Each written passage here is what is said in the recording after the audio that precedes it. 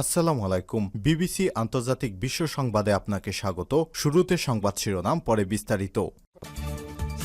পুরোদমে Iran, Israel এবং নিরীহ ফিলিস্তিনিদের মাঝে ভয়াবহ যুদ্ধ চলছে হামলা পাল্টা হামলা।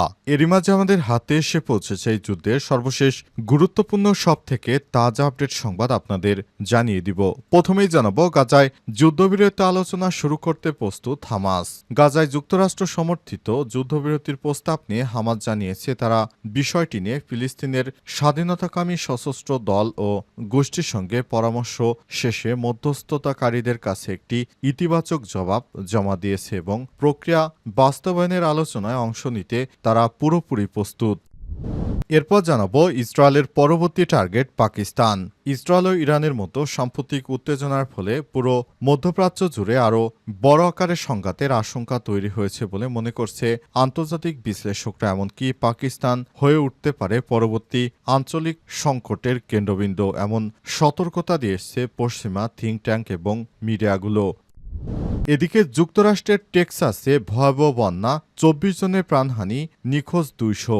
ভারী বৃষ্টিপাত ও বজ্রপাতে যুক্তরাষ্ট্রের টেক্সাস অঙ্গরাজ্যের দক্ষিণাঞ্চলে আজ আকস্মিক বন্যা শুরু হয়েছে। এতে এখন পর্যন্ত 24 জনের প্রাণহানি হয়েছে। এছাড়াও স্থানীয় কর্তৃপক্ষ জানিয়েছে গ্রীষ্মকালীন একটি ক্যাম্পে থাকা প্রায় 200 জন মেয়ে শিশুকে খুঁজে পাওয়া যাচ্ছে না। খবর বিবিসি এবং দ্য গার্ডিয়ানের। এদিকে শেয়ার বাজারে চাঙা ভাব, ইসলামী ব্যাংকের শেয়ারের দামে রেকর্ড উত্থান। গত সপ্তাহে দেশের শেয়ার বাজারে ব্যাপক ঊর্ধ্বমুখিতা লক্ষ্য করা গেছে। 5 কার্যদিবসের মধ্যে 4 দিনেই বাজার ছিল চাঙা। ফলে বেশিরভাগ কোম্পানির শেয়ার এবং ইউনিটের দাম বেড়েছে। এই ঊর্ধ্বমুখী প্রবণতায় বিনিয়োগকারীদের আগ্রহের কেন্দ্রবিন্দুতে ছিল ইসলামী ব্যাংক বাংলাদেশ লিমিটেড। ফোন না ধরায় কুবিতে সদ্য নিয়োগপ্রাপ্ত কর্মচারীকে পেটালেন বিএনপির ছাত্রদল নেতা। কুমিল্লা বিশ্ববিদ্যালয়ের কুবির সাবেক এক ছাত্রদল নেতার সঙ্গে দেখা না করায় এবং ফোন রিসিভ না করায় নিয়োগপ্রাপ্ত কর্মচারীকে মারধরের অভিযোগ উঠেছে। আজ বিশ্ববিদ্যালয়ের প্রশাসনিক ভবনে এই ঘটনা ঘটলেও বিষয়টি জানাজানি হয়েছে আরও পরে। অভিযুক্ত ছাত্রদল নেতার নাম মেহেদী হাসান সোহাগ। তিনি কুমিল্লা বিশ্ববিদ্যালয় শাখা ছাত্রদলের যুগ্ম আহ্বায়ক হিসেবে কমিটিতে রয়েছেন। এছাড়াও তিনি বিশ্ববিদ্যালয় শাখা ছাত্রদলের সদস্য সচিব মুস্তাফিজুর রহমান শুভর অনুসারী বলে জানা যায়। তবে বর্তমানে আইএফআইসি ব্যাংকে কর্মরত আছেন। অন্যদিকে ভুক্তভোগীর নাম আজাদ। তিনি প্রশাসনিকভাবে রেজিস্ট্রার দপ্তরে কার্য সহকারী পদে নিয়োগ পান এবং বৃহস্পতিবার ছিল তার যোগদানের দিন। কর্মচারীকে মারার বিষয়ে ছাত্রদলের যুগ্ম আহ্বায়ক আতিকুর রহমান বলেছেন, ঘটনাটি আমি জানতাম না, তবে কেন এমন ঘটনা ঘটল সে বিষয়ে আমরা তদন্ত করে তারপর বিএনপি নেতার বিরুদ্ধে ব্যবস্থা গ্রহণ করব। শেখ হাসিনা পালিয়ে যাওয়ার পর বাংলাদেশে বিএনপির অনেক দৌরাত্ম্য বেড়েছে। তারা সব সময় সারা দেশের নিরীহ মানুষদের উপর একে একে অত্যাচার চালিয়ে যাচ্ছে। যে নতুন বাংলাদেশ গড়ার বন্দোবস্ত নিয়ে জুলাই অভ্যুত্থান হয়েছিল, তার থেকে বিএনপি তাদের লক্ষ্য থেকে বিচ্যুতি হয়েছে। তারা নিজের মতো সারা দেশে সন্ত্রাসী কার্যক্রম, রাহাজানি সহ দেশটাকে ধ্বংসের দ্বারপ্রান্তে নিয়ে আসতে শুরু করেছে। বিশেষ করে বিএনপি নেতা ইশরাক আন্দোলন সংগ্রামের মাধ্যমে পুরো ঢাকাকে অচল করে দিয়েছিল। অবস্থায় ইশরাক যেভাবে সারা দেশব্যাপী তিনি অন্যায়ভাবে আন্দোলন সংগ্রাম গড়ে ঢাকা দক্ষিণ সিটির কর্পোরেশনের রাজস্ব আহরণে ধস নামিয়েছেন। অর্থাৎ বিএনপি ক্ষমতায় আসতে না আসতেই তারা যে ধরনের অপকর্ম শুরু করেছে, তার কারণে সাধারণ মানুষ এখন অতিষ্ঠ হয়ে পড়েছে। অবস্থায় এই বিএনপির কাছ থেকে মানুষ মুক্তি চায়। বিএনপির নেতাকর্মীরা বিভিন্ন জায়গায় রাহাজানি, চাঁদাবাজি সহ এমনকি তাদের নেতাকর্মীদেরকে গ্রেপ্তার করলে থানা ঘেরাও করে তারা ছাড়িয়ে নিয়ে এসেছে। এমন রেকর্ডও দেখা যাচ্ছে, যেটা শেখ হাসিনার সময় আওয়ামী লীগও করত না, কিন্তু বিএনপি ক্ষমতা আসার আগে এটি করতে আরম্ভ শুরু করেছে। গাজায় যুদ্ধবিরতি আলোচনা শুরু করতে প্রস্তুত হামাস।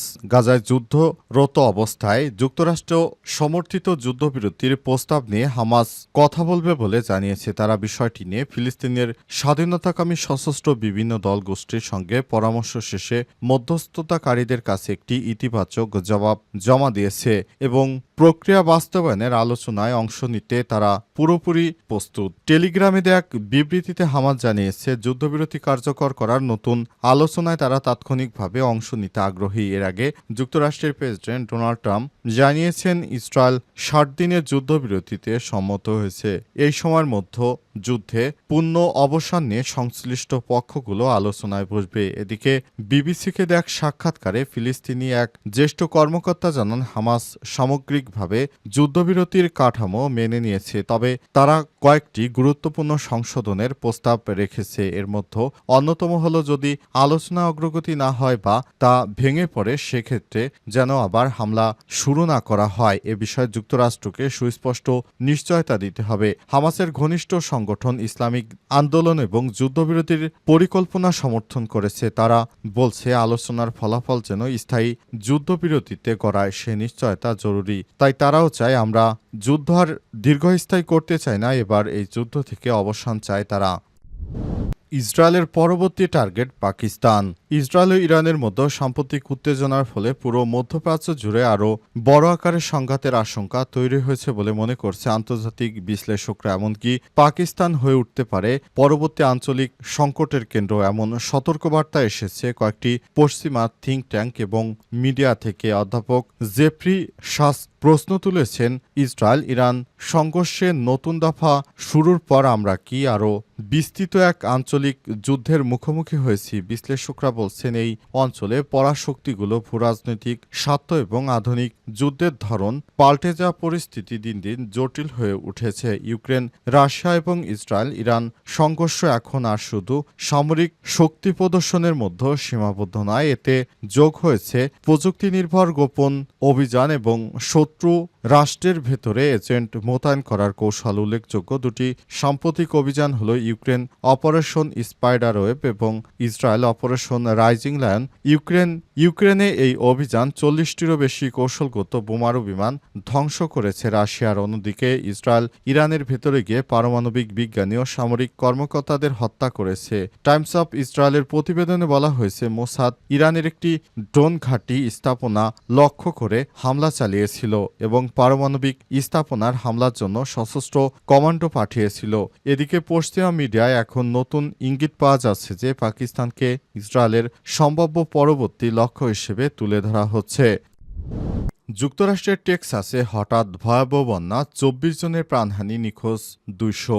ভারী বৃষ্টিপাত ও বজ্রঝড়ে যুক্তরাষ্ট্রের টেক্সাস অঙ্গরাজ্যে দক্ষিণ মধ্যাঞ্চলে আজ আকস্মিক বন্যা শুরু হয়েছে। এতে এখন পর্যন্ত 24 জনের প্রাণহানির ঘটনা ঘটেছে। এছাড়াও এই ঘটনায় কর্তৃপক্ষ জানিয়েছে, গ্রীষ্মকালীন একটি ক্যাম্পে থাকা প্রায় 20 জন মেয়ে শিশু খুঁজে পাওয়া যাচ্ছে না। খবর বিবিসি এবং দ্য গার্ডিয়ানের। প্রতিবেদনে বলা হয়েছে, মৌসুমি বৃষ্টির কারণে রাজ্যের গোয়াদালুপে নদীর পানি প্লাবিত হয়ে বন্যা সৃষ্টি হয়েছে। কর্তৃপক্ষ জানিয়েছে, গ্রীষ্মকালীন ওই ক্যাম্প নদীর ধারেই ছিল। টেক্সাসের গভর্নর ড্যান প্যাট্রিক আজ এক সংবাদ সম্মেলনে বলেছেন, 45 মিনিটের মধ্যে ওয়াদাপুলে নদীর পানি 26 ফুট বেড়ে যায়। তিনি এই বন্যাকে ধ্বংসাত্মক হিসেবে বর্ণনা করেছেন। গার্ডিয়ান বলছে, ইতিমধ্যেই যুক্তরাষ্ট্রের সরকারি আবহাওয়া অধিদপ্তর টেক্সাসের হিল কাউন্টির কিছু এলাকায় বন্যার জরুরি সতর্কতা ঘোষণা করেছে। কাউন্টি শেরিফ ল্যারি লেইথা বন্যায় 24 জনের প্রাণহানির তথ্য নিশ্চিত করেছে। বিবিসি জানিয়েছে, এখন পর্যন্ত 237 জনকে উদ্ধার করা হয়েছে, তবে নিখোঁজ শিশুদের এখনও খুঁজে পাওয়া যায়নি। তাদের উদ্ধারে অভিযান চলছে। টেক্সাসের গভর্নর জানিয়েছেন, উদ্ধার অভিযানে 14টি হেলিকপ্টার অংশ নিয়েছে। সে সঙ্গে এতে জরুরি সেবায় শত শত কর্মী কাজ করছে। কাউন্টির কারভিলের নগর ব্যবস্থাপনা ডেলটন রাইস সাংবাদিকদের বলেছেন, ভোর হওয়ার আগেই হঠাৎ ভয়াবহ বন্যা দেখা দেয়। এতে আগেভাগে কোনো সতর্কতা দেওয়ার সুযোগ পাওয়া যায়নি। ওয়াদালুপে নদীর পানি খুব দ্রুত বিপদসীমার উপরে চলে গেছে।